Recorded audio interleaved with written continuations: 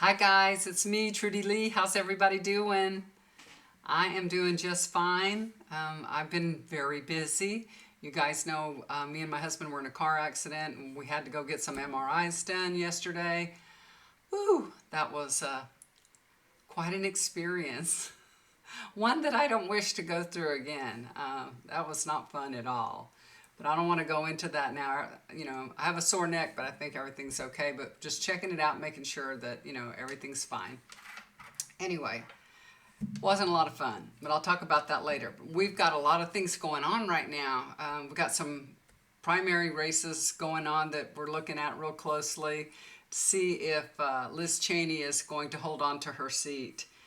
And not looking good for Liz Cheney. It really isn't. Although there are Democrats that are coming to her rally. They are. So that's for sure. But, Wyoming is very Republican. I'm thinking of Alaska. Lisa Murkowski also watching to see if she loses her seat, because these are the two people that Trump has it out for and wants to replace. And, he's very good at rallying his base and getting the people he don't want there, getting them out. So he's forced a lot of people out, which is really scary, because what are you going to be left with? All these Republicans that, I don't know, that are just, bowing down to Trump. So it's pretty scary. You might not agree with Liz Cheney's politics, but in light of what's transpired, it's clear in these voices of Republicans, she is the voice of reason. She really is. So you might not agree with everything that, the way that, she looks at politics, but she's the voice of reason. And she stood up for democracy. She put all her personal desires on the back burner, even if it meant losing her seat. She was willing to do that. And then her opponent is a Trump-endorsed lady named Harriet Hagerman, I think. She's on the Trump train, here she is. She's knocking down Liz Cheney left and right. That Virginian, we're going to get her out of here, the way she's talking. And she was, once upon a time, she was Liz Cheney's friend. So I guess in politics, there's no friends in politics. It's really sad the way that somebody can turn on you on a dime. So I don't know if you guys have seen this this old clip of her years ago endorsing Liz Cheney when she was running for that seat in the very beginning. And, she was really lifting her up. She was her friend. She said wonderful words about Liz Cheney, called her her friend. She said Liz Cheney is a proven, courageous, constitutional conservative, someone who has the education, the background to fight effectively for Wyoming. What else? And she was saying that there have been efforts to force true conservatives to sit down and shut up, and that's never going to work on me or Liz Cheney. Well, it didn't work on Liz Cheney, but it did work on you, Harriet. It did. Because now you're, kissing Trump's ass and endorsing Trump. And now she's ahead because she's doing that. So, these people, they'll do anything for their own personal gain. It doesn't matter. They're not for the people. They're not for democracy. They're for their own personal gain, and that's it. So let's take a look. I pulled a few cards for Liz Cheney to see how's it going to go for her today. I actually wanted to do this a couple of days ago, but I've been super busy. I know today is it. Today everybody's voting. The first card I pulled for her is Three of Cups. So she is supported by a lot of people. There are people rallying to her defense, a lot of the Democrats, a lot of women.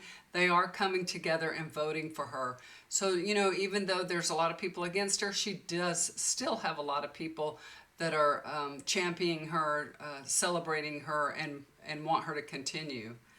But I don't know if there's enough of them, because it doesn't look good. It doesn't look good. Six of Swords. She's going through a super hard time. This is a very, very difficult time for her. I think she's gotten to the point where she knows it's just not in the cards for her, honestly. and she's going to be okay with that. She really is. So I feel like this means that it's very difficult and she's going to be going away, but on the other hand, she's going to be okay. She's going to be okay with that. So hopefully she has a game plan in place. And I pulled one more card. It's not a good card. It's the death card. So it means a huge change for her. So that probably means that she's going to lose this primary. So it's very painful. Whenever the death card comes up, this is just a painful change in your life that, you know, you didn't think it would really happen. I mean, you may see things happening, but in your mind, your reasoning, you think, how can that happen? You know, I'm doing the right thing. I'm, you know, standing up for democracy. How could anybody be against me? So it's very painful for her, but I feel like it doesn't look good. I feel like this is a big change. It looks like that, you know, she'll lose this primary. I'm sad to say that. Okay. Let's take a look at Lisa Murkowski of Alaska. I'm going to shuffle up these cards real quick and pull just 3 cards for her too to see how she's going to fare today in her primary. Okay, so I pulled some cards for Lisa Murkowski. In Alaska, they're doing it a little bit different. They do the primary different. They have lots of people running, and then the way I understand it is they do have this ranking system where the top 4, they got the most votes, will go on to the general election, and it doesn't matter, you know, what party they're affiliated with. So the top 4 go to the general election, and then people vote again for them. So let's see if she's going to make it through to the next, you know, till November. So that doesn't mean that if she wins her primary, that doesn't mean that she's in for the, you know. So let's just take a look here. This is the first card I pulled, Queen of Cups. She's got a lot of support. A lot of people really like her in Alaska. That's what I think this is. This is, you know, the love for Lisa Murkowski. So I think a lot of people really are endeared to her. She's been there for a while, and they care for her. They like her, and there's a lot of love and support for her. That being said, Page of Swords, there is a desire to have a younger generation in. You know what I mean? That's what this is all about. So there's some that feel that it's time for new, younger people to, you know, get into the Senate. So that's what she's up against. Not only Trumpism, and Trump has her, you know, spotlighted and wants her out, but people also have a desire for change and have somebody younger in office. Now, if she does win it, it's going to be very, very difficult. This is just a lot of, it's a battle. It's an uphill battle for her. Not that she can't do it. If she does get in, it probably will be very, very close. So it's not unlike Liz Cheney, that it looks like she don't really have much chance. She does have a chance, and I feel like, you know, she's got a good chance, but it would be very, very close if she wins, you know, up there with the 4. So she may pull it out. She might pull it out because people really do like her no matter what. There are people that want change, but she's well liked. So that's good for her. I mean, not maybe, you know, it's kind of like, if you have to look at it like this, do you want the devil you don't know or the devil you do know? At least we know who she is, and sometimes she votes you know, in a way that we can admire. Let me put it nicely. All right, let's take a look at Rudy Giuliani. So he's been in the news here lately.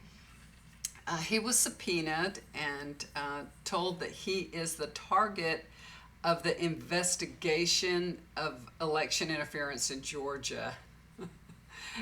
So they subpoenaed him to testify before a grand jury. You know, they want him to answer some questions, and you know, he's trying not to do that. You know how they are; they try so hard not to do that.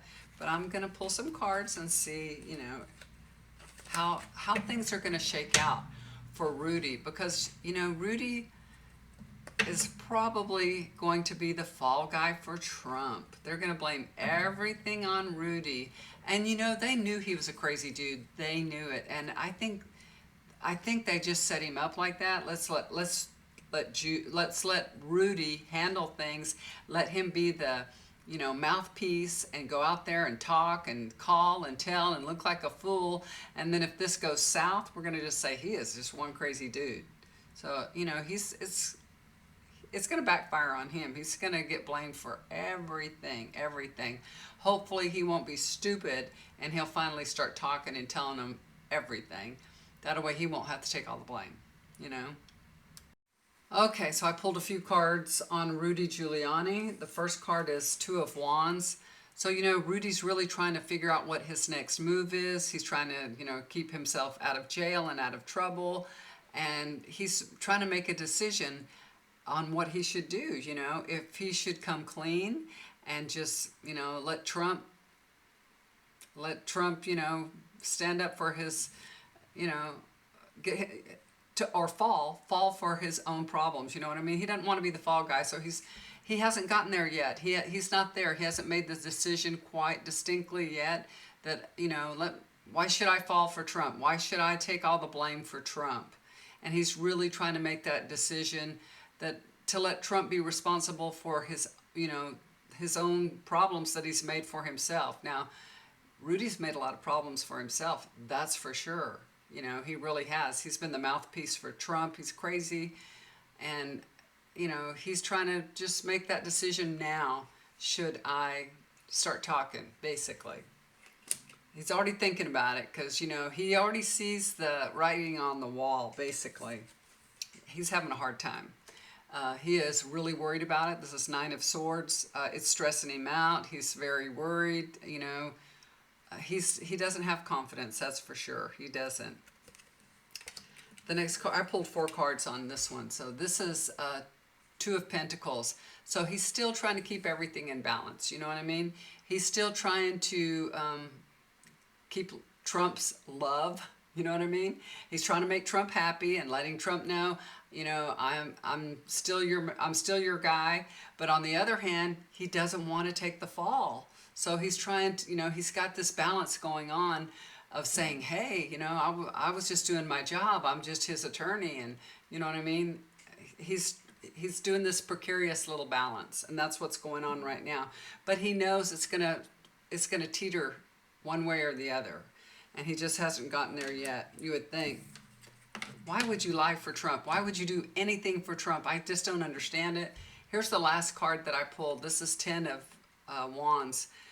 Yeah, they are definitely making him the fall guy. They're definitely going to put everything on Rudy Giuliani. This is it. That he's the fall guy. He is the fall guy. They're going to blame him for everything. They really are. So he better get on with the program and start talking, because if he doesn't, he's going to take the fall for everything. So I hope he, gets some snap and starts opening his mouth and, telling the truth about what was going on. So also who's involved with this is Lindsey Graham. Lindsey Graham made a couple of phone calls, right, to Georgia. And now they've subpoenaed him to testify before the grand jury about the phone calls that he made and question him, and ask him, what the hell? What the hell? You're not the senator from Georgia or anything. Why are you calling, what is his name? Raffensperger? I forget his name. I don't have it written down.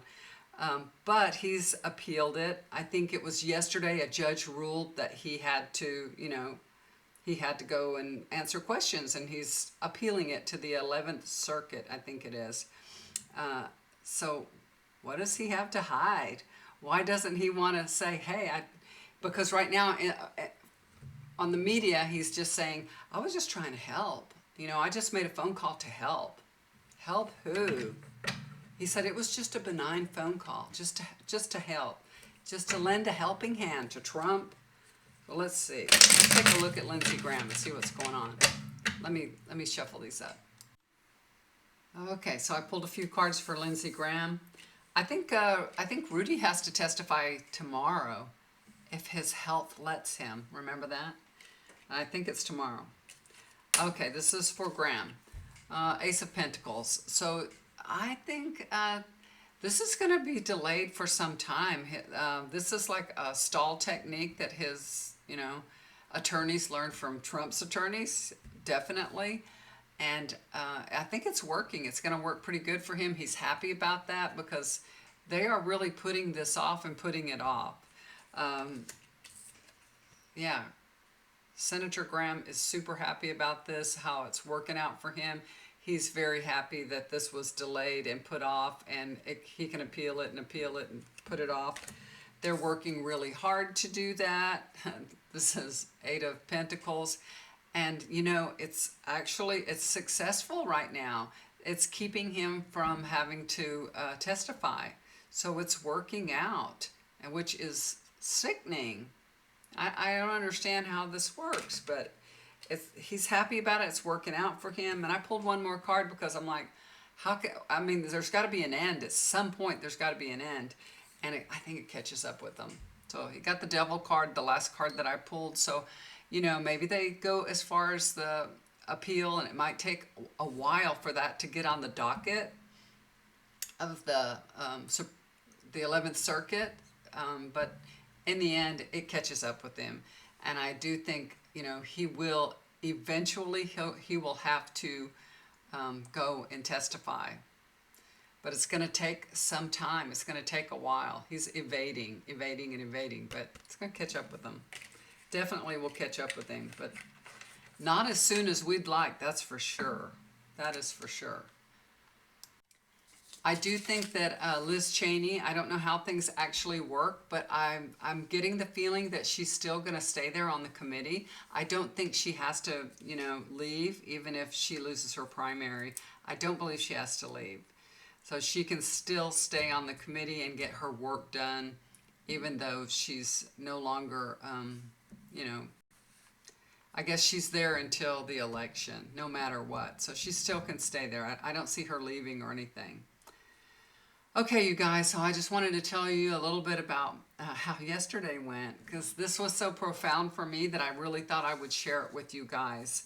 I had wanted to do a healing video, and every time that I'm going to do it, something else comes up. It's so weird. I just, I don't know, something gets in the way. And I was going to do one on the shoulder, and not because my husband has a shoulder injury or anything.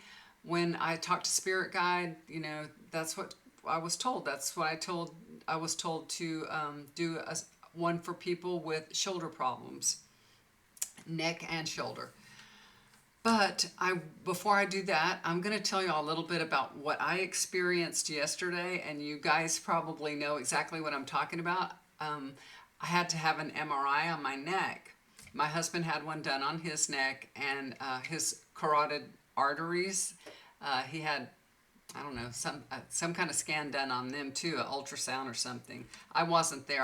I don't know exactly what they did, but it took a long time. So we were there all day long at the MRI because we went back to back. I would say that if you're very nervous and don't like going into a coffin, get a Valium. I didn't have one, and I knew that, I'm kind of claustrophobic because sometimes when I get into a really small elevator, I feel like I can't breathe anymore. I feel like all the oxygen's being used up, and I'm like, open the door. Y'all ever feel like that? It's not a pleasant feeling. I can tell you, it's not pleasant. So I knew the CAT scan was not going to be fun. When I got into the room, the man that brought me in there, he's a doctor, a doctor of radiologists. He was so sweet and so kind. And they make you wear your mask. He had a mask on. He had a hat and mask, and I could barely see him but his little eyes, and that's it. But he was super kind to me, very sweet. He told me I could take my mask off, which was good because I had to lay down and then go inside this tube. And I was thinking, with a mask on, I'm not even going to be able to breathe. I'm going to have a real panic attack because I can't breathe. So he told me, no, you can take your mask off and lay down. When I laid down on that little skinny little table that they had a little halo for my neck. So you lay on this halo, and he puts this thing on your chest. I don't know if, not every MRI has this. And then he flips this thing down over your head because it has a little mirror on it. And he says, instead of looking at up at the magnet on the ceiling, which is right there at your face, you can see me in the mirror. And I will talk to you and you can see me. Of course, it's so loud you can't hear anything he's saying. And then he gave me, a headphone where he piped in music, and I had control on the volume and my hand. And he's saying, just look at me, just look at me. And he knew I was very afraid, because I told him I was very afraid. And he tried to calm me down, and he said, I'm going to do a scan. It's going to take 1 minute and 30 seconds, and I'm going to pull you out. I'm going to come talk to you, and then I'm going to put you in for the next one. So, of course, it took a lot longer because he was taking me in and out, which I'm so grateful for him, because I would have had to spend like 15 minutes all built up at once in there, and that wouldn't have been good. I would have probably made it through, but it would have been really, really uncomfortable. So, I was shaking so bad, you guys. I mean, I was talking to myself like, get over it. Your feet are out. What's wrong with you? You know what I mean? I was telling myself all those things. Get over it. It's okay. Your feet are out. Your head is just in here. It's okay. But my body shook so bad. On the second picture, he said it was all blurry. He goes, you're moving. I go, I'm shaking. I mean, my shoulders were shaking. My whole body was just vibrating, shaking. I was just telling myself, calm down, everything's okay, calm down, what's wrong with you? I'm trying to order my body to cooperate with me. But it had its own agenda, let me tell you. So, in light of everything that happened to me, and like I said, I had the nicest doctor. He was so kind, and he came and took me out in between every scan and talked to me. He would rub my leg, and he would rub my hand, and he'd rub my arm, and say, are you okay? You feeling better? It's getting easier, isn't it? It's easier. And I'm like, it's not easier. Let's just get through it. It feels the same every time I go in there. I don't think it's easier, but let's just get it over with. So, I muddled through. And after I got finished, you sit up, and he's like, take a moment. I felt like I was going to pass out. I sat up on that seat, and I just stood up immediately. And I was like, oh my God, I'm going to pass out. I was just like, where's my husband? Where's my husband? I just wanted to fall into his arms. I wanted to cry. I mean, it took everything I had in me not to cry. I'm a big wimp, y'all. I'm the biggest wimp. And my husband knows. He'd done the MRI right before me, and he said, oh, I felt so sorry for you. I knew it was going to be bad for you. So the doctor took me out. I was so disoriented. I couldn't even put my key in my locker to get my purse out. I was just like, where's the key? He went and found the key for me wherever I'd put it. And he goes, you want me to open it for you? I'm like, yeah. I said, I just need a hug. I need to find my husband. I need a hug. And he goes, I'll hug you. And I'm like, okay. So he gave me a big hug. And then when I went out to find my husband in the waiting room, he went in 30 minutes before me, and they still weren't done with him. And I had to just sit there and wait for him to come out, which it didn't take that long, but he came out, and I was just like, hug me. Make this go away. I don't like this feeling. So anyway, everything was fine. We got through it. And of course, my husband, nothing slows him down too much. He's like, let's go eat. Let's go eat something. I'm starving. I could not eat it all, y'all. We went and ate a sandwich at Jason's Deli. I'm like, I'm not hungry. I can't eat. I don't want nothing to eat. He's like, oh, you were really scared, huh? You're so scared you can't eat. That's pretty bad. Yeah. So anyway, I wanted to talk about being fearful. Now, after going through that and then sleeping on it and getting up this morning, I realized there were some things that could have helped me prepare for this procedure that I had. And it can help you guys. So I just wanted to pass this information along. When you're having an MRI done or CAT scan or, whatever procedure you're having done, the problem, and if you guys are, in the medical field or a caregiver, then you can understand a person's point of view. And it's very important that you can understand this, because this is what's happening. As far as I'm concerned, this is from me, and I feel like this is going to help other people. That this is, you're having to give up your power and trust another human being that you've only just met. You know what I mean? And you're not sure even if you like them. You know, you're like, I don't even know if I like you, and then now I have to give up my whole power to you. So how can you relax under those circumstances? It's really tough. So before you go to get an MRI or a CAT scan or have blood drawn or anything that makes you really nervous and you are just, kind of freaking out about it, so whatever makes you fearful, think about that person that is going to be sitting before you, whether it's a man or a woman. Just think about that person. Concentrate and focus on them. They are there to help you. That's their whole thing. I'm here to give you care. That's it. Okay? And think of them as a very caring, benevolent being. And that's it. Don't think any further. Don't think about, they're having a bad day, or they're nasty, or grumpy, or they didn't get their coffee this morning. Don't think those thoughts. Don't let anything interfere with that. They're a caring, benevolent being there to help you. Don't judge them at all.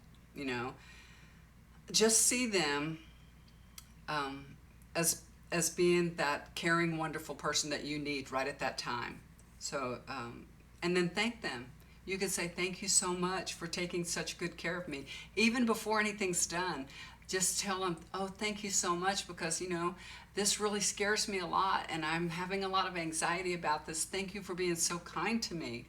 You're going to get the best out of that person by being kind and sweet to that person. They're going to meet you. They're going to take good care of you. So just let them know that they're making you feel so much better.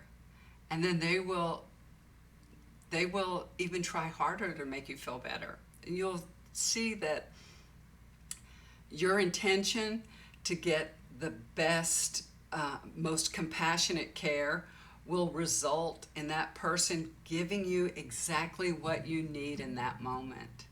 Okay? So that's how you can prepare for it, knowing that that person is going to give you the care that you need. Now, if I would have gone in there before I had the MRI, if I had done a little bit, of meditating on this, which I wish I would have, but I was just going to power through it. I wish I would have, done it a little bit differently, and it would have been a little easier for me. But I do have trust issues with people, so I think that's why that came through. Very important to let your guard down and start trusting people. Very, very important. And that person is put there to safeguard you and to make sure that you get the care that you need. So trust that that's what's going to happen.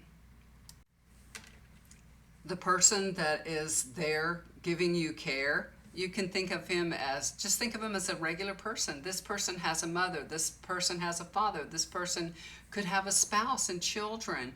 Just think of them in a very compassionate form. You know what I mean?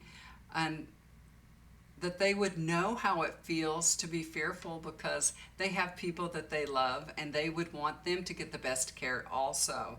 And they will respond in a loving manner to your needs if you let them, okay? So just tell them you're frightened, tell them, you're feeling fearful and nervous, and trust them to lead you through this to the front lines, and watch them mount a defense for your fear in a very loving way. It will work. It really will. This man was so kind and so loving to me, and it was in a time that I really needed that compassion. And even though I didn't go through the thought process that I'm telling you to go through before you get there, he was exactly what I needed, and it was put there. Your angels know what you need also. So when you're putting those thoughts out there, all that energy and vibes, they're being picked up on. So you will have the best experience that you can. So just put the walls down and let love help you, okay? Expect it and know that it'll be there for you, and it will be. Accept the care and love of a stranger. It's so hard, and it's so easy at the same time.